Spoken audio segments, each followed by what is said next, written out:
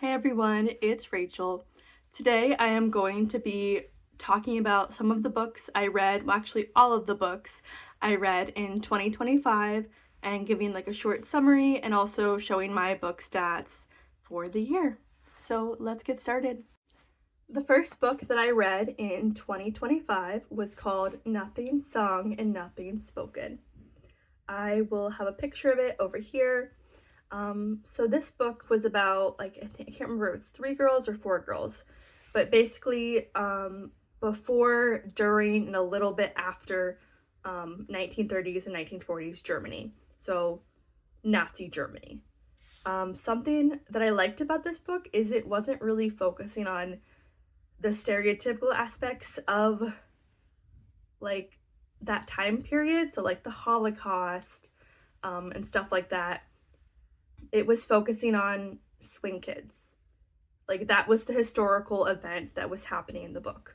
I'm not sure if you ever heard of swing kids or the swing movement in 1930s, 1940s Germany, but it was basically German teenagers and young adults. They were basically listening to swing music, going into these underground clubs and swing dancing with the music and everything. And if you don't know, swing music came from the United States. So essentially, they were rebelling against Germany. But I like that aspect of the book. I appreciate that the author did her research on this. The problem is there's not a lot of like historical documents about this because it was so secretive at the time.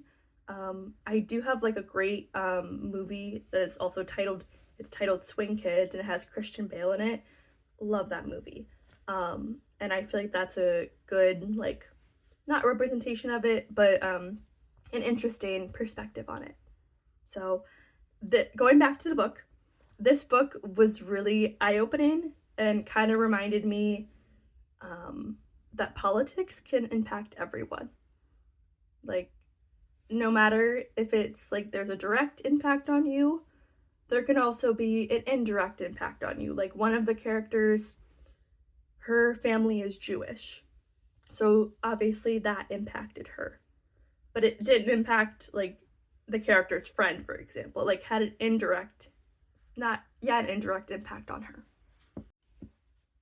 I also forgot to mention in this book there is an LGBTQ plus element to it. And this is my first time reading an LGBTQ plus book. And I enjoyed it. Like I consider myself an ally and I really enjoyed it. So the next two books I read are a part of a series. It is called We Set the Dark on Fire and We Unleash the Merciless Storm.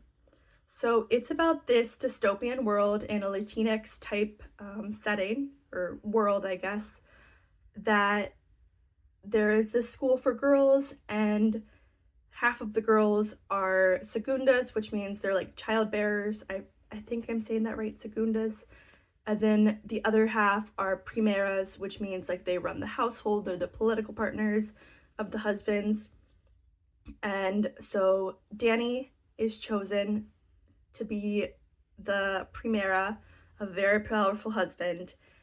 But the plot twist is her segunda, so segunda, I hope I'm saying that right, is her like school enemy, like the enemy she had when she was at the boarding school to learn how to be this role.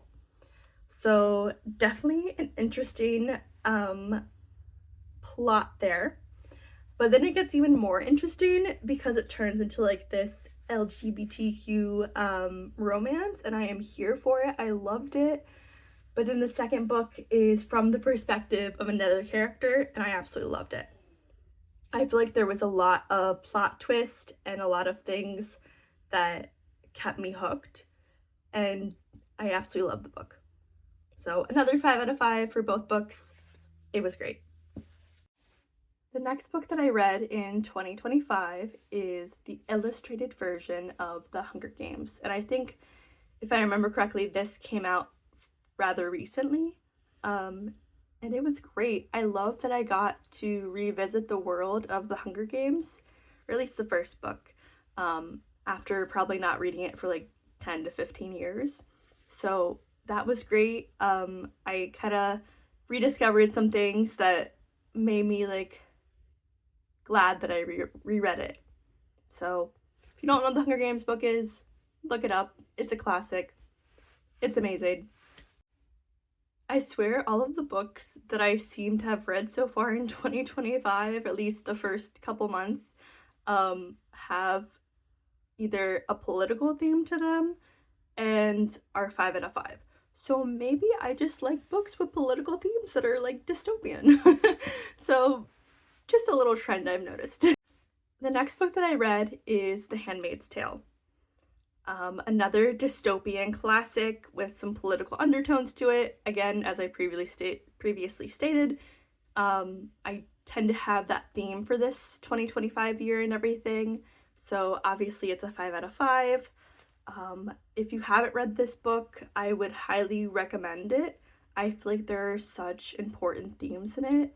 So I don't want to go into too much detail with a summary of this, but it is about this woman named Offred, and she basically lives in this dystopian world, specifically in a world or country called Gilead, and basically they kind of want her to have a baby.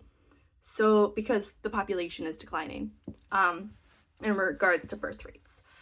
But they want her to have a baby, and some stuff happens, and yeah, it gets really interesting. Something that about this book though that kind of annoyed me is it ends on a cliffhanger. So we really don't know what happened to Offred, which kind of breaks my heart.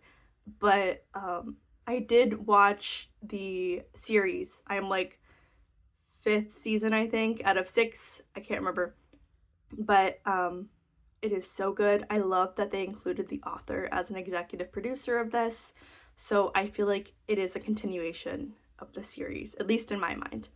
But it's good. I loved it. Classic. Literally came out in like the 80s or 90s. I definitely see why it lives up to the hype. So I'm very glad I read this book. So the next book that I read is called Kindred. This book is set in the 1970s as well as 1800s antebellum southern United States. So it basically goes back and forth between the main character in the 70s and the main character in antebellum, I hope I'm saying that right, southern United States. And she is Black, and so it kind of impacts her. Like, she's essentially a slave whenever she's in southern United States, and then she goes back to the 70s and her life is quote unquote normal. Again, something I liked about this book is the political themes. I feel like we're very grateful that or at least I'm very grateful that our country has changed a lot compared to where we were like 200 years ago. So yeah, I thought this was another 5 out of 5. I wasn't really happy with the ending. It was like, really? But at the same time, I'm like, yeah, that needed to happen. Like, she needed closure. So yeah. The last book that I read in 2025 is called I'm Glad My Mom Died by Jennette McCurdy.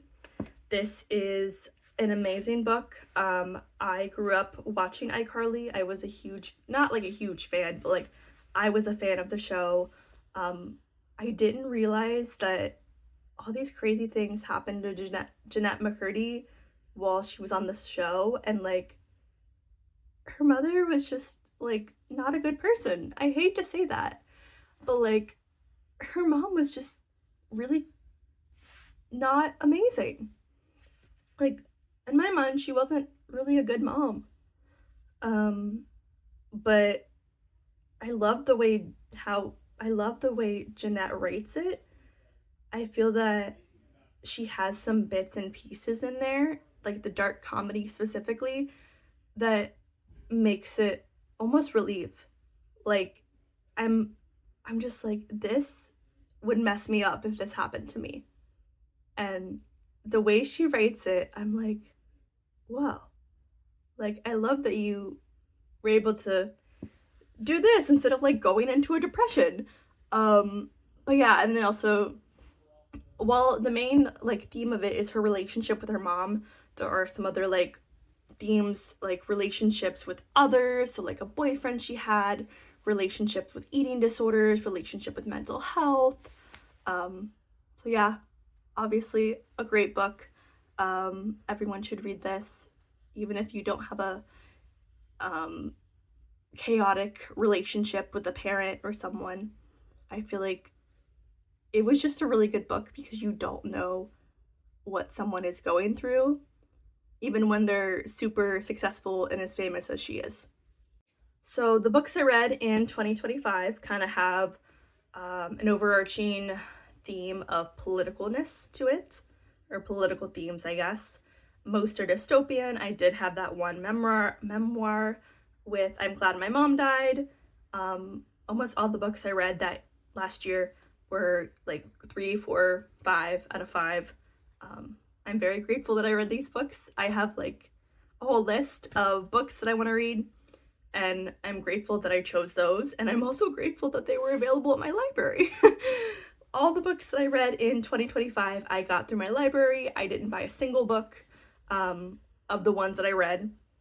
I think I bought like one book this year, but I haven't read it yet, or last year. So these are the books stats that I read according to Storygraph. I did read Jessica Rules the Dark Side, but I'm not really counting that. It also looks like my books were really dark, which, yeah. I did technically read a book in October that was a comic book, but I'm not really counting it. But I met my reading goal and my page goal. Go me. Um, I loved all the books I read. It did take me a while to read books just because I'm a slow reader. Looks like Kindred was the longest book I read. It took me about 2 months, which sounds about right. And because I read that series, I read more of that author. Technically, all my books were 5-star reads. Sometimes I'm just very picky when I'm reading it in the moment. But yeah, I thought I had a really good year in regards to what books I read.